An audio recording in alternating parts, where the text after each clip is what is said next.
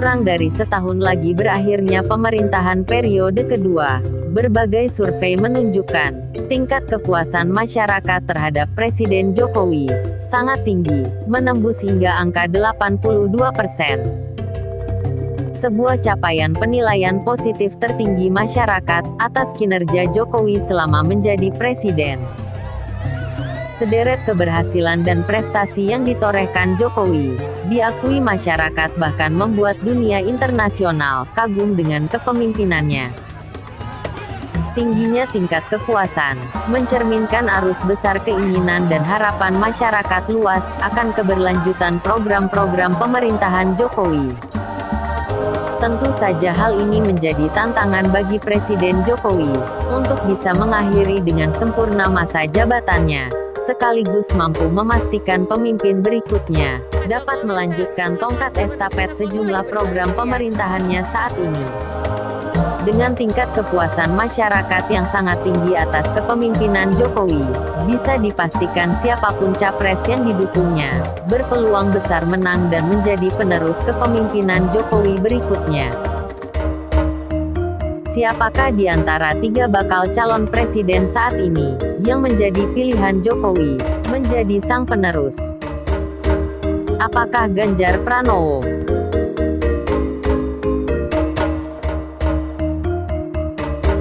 Prabowo Subianto, atau Anies Baswedan? Sebetulnya sudah sejak lama, kita melihat adanya kecenderungan Jokowi lebih mendukung Ganjar Pranowo. Bahkan dia tunjukkan, jauh sebelum dideklarasikan secara resmi oleh partainya sendiri. Selain memiliki elektabilitas cukup tinggi, juga memiliki latar belakang, pengalaman, dan karakter yang tidak jauh berbeda dengan Jokowi.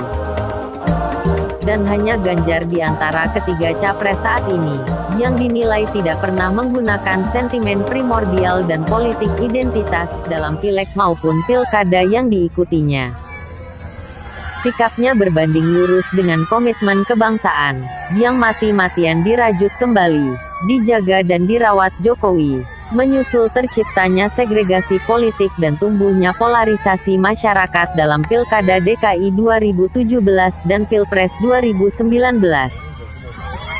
Namun sinyal dukungan Jokowi kepada Ganjar, yang serentak diikuti para relawan serta loyalisnya itu, malah mendapat respons negatif dari para elit PDIP.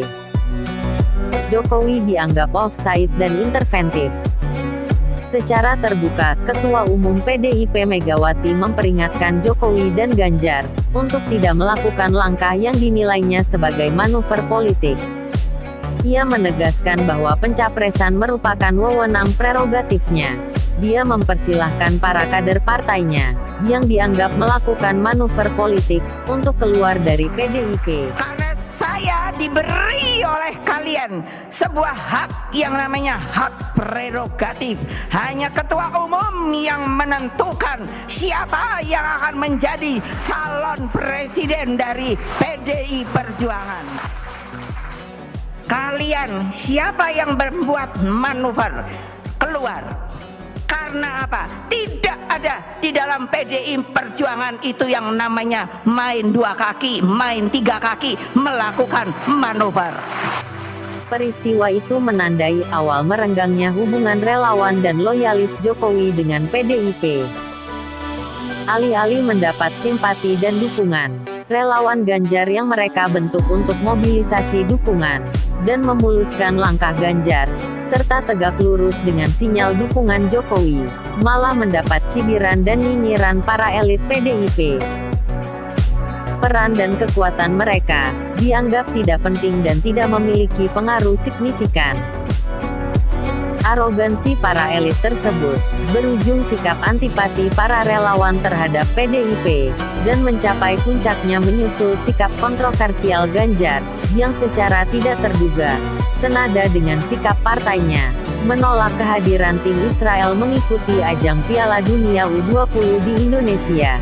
Pak Ganjar Pranowo menyuarakan penolakan terhadap kehadiran Israel itu karena aspek kemanusiaan yang universal. Penolakan yang kemudian mengakibatkan batalnya penyelenggaraan ajang tersebut di Indonesia. Dan tentu saja, sikap Ganjar menuai kecaman dan hujatan dari sebagian besar masyarakat Indonesia, termasuk para relawan dan pendukungnya. Ganjar, dengan alasan apapun, dianggap sebagai salah satu biang kerok batalnya Piala Dunia U20. Ganjar dinilai tidak lebih hanya sebagai petugas partai, yang lebih memilih perintah politis ketua partainya, sekalipun harus mengorbankan suara rakyat, dan mengubur mimpi generasi muda. Dampaknya, dalam waktu singkat dukungan terhadap Ganjar merosot tajam. Para relawan beramai-ramai menanggalkan dukungannya. Kekecewaan serupa juga ditunjukkan Presiden Jokowi, menyusul gagalnya diplomasi untuk meyakinkan FIFA tidak mencoret Indonesia sebagai tuan rumah Piala Dunia U20. Urusan bola ini memang pusing saya 2 minggu ini gara-gara bola. Pusing betul. Karena apapun itu sudah sulitnya, sangat sulit sekali untuk bisa menjadi tuan rumah itu. Bagaimana tidak, terpilihnya Indonesia sebagai tuan rumah, telah melalui proses panjang dan kerja keras pemerintah untuk mewujudkannya. Namun, secara tiba-tiba menjelang pelaksanaan, harus batal akibat penolakan partai sendiri, serta tokoh yang selama ini digadang-gadang akan menjadi penerusnya. Kerenggangan hubungan Presiden Jokowi dengan para elit PDIP serta Ganjar pun makin terlihat. Jokowi tidak lagi menyentuh Ganjar. Dalam banyak kesempatan, Jokowi lebih banyak memberi ruang dan menunjukkan kedekatannya dengan Prabowo, yang dibaca masyarakat sebagai sinyal dukungan. Sontak, elektabilitas Prabowo dalam survei melambung dan menyalip Ganjar, menyusul beralihnya dukungan sebagian relawan Ganjar kepada Prabowo. Ganjar Pranowo mendapatkan momentumnya kembali saat ia secara resmi dideklarasikan PDIP sebagai calon presiden pada tanggal 21 April tahun 2023, sehari menjelang perayaan Idul Adha. Dan hari ini Ibu mengumumkan, memberikan amanat kepada saya yang jauh lebih berat. Mudah-mudahan saya mampu, insya Allah saya akan berjuang dengan baik soal itu sebagai calon presiden Republik Indonesia. Kehadiran dan sambutan Presiden Jokowi dalam deklarasi tersebut disambut dukungan para relawan dan loyalis Jokowi. Dan elektabilitas Ganjar dalam survei pun naik kembali menyalip Prabowo Subianto.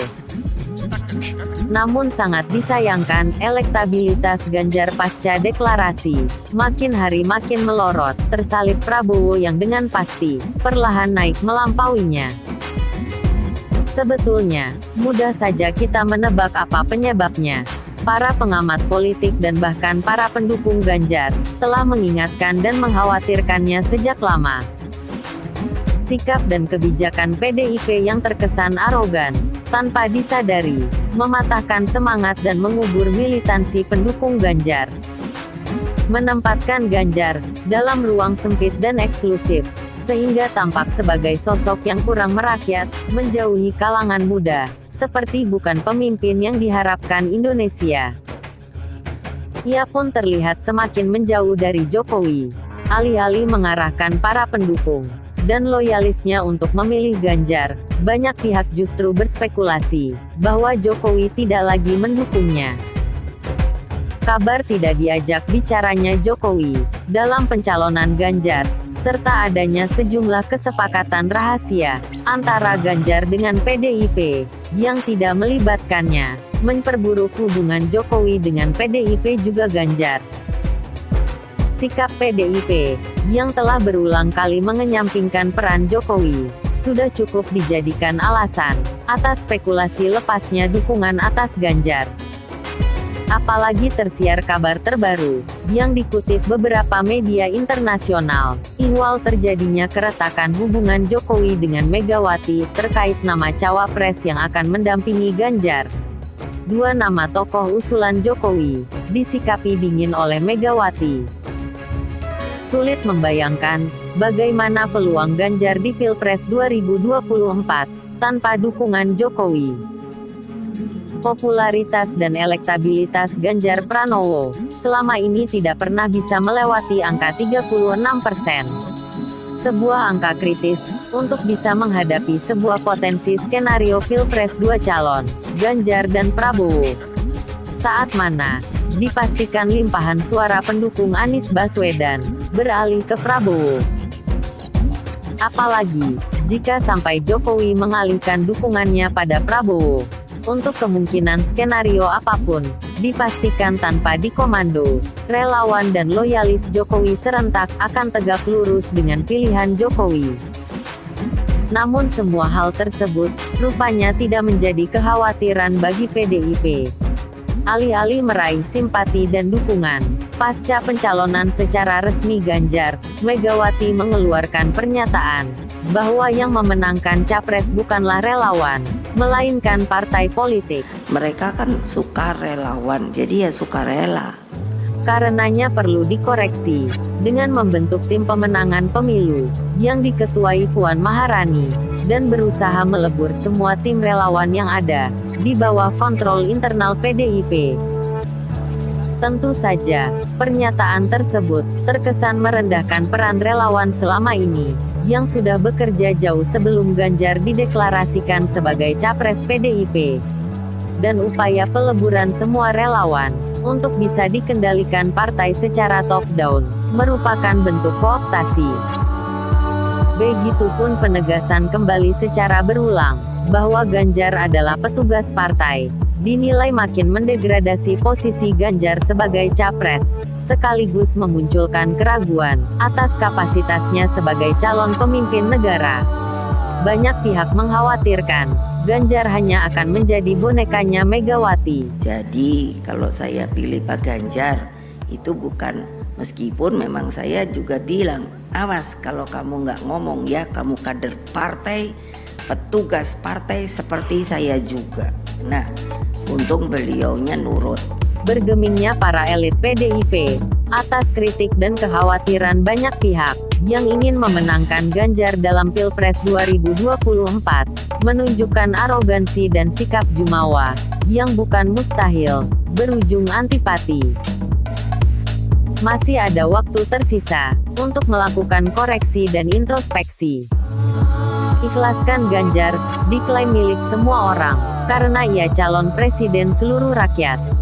Beri keleluasaan ruang untuknya selalu dekat dengan rakyat, bersama rakyat, dan merakyat.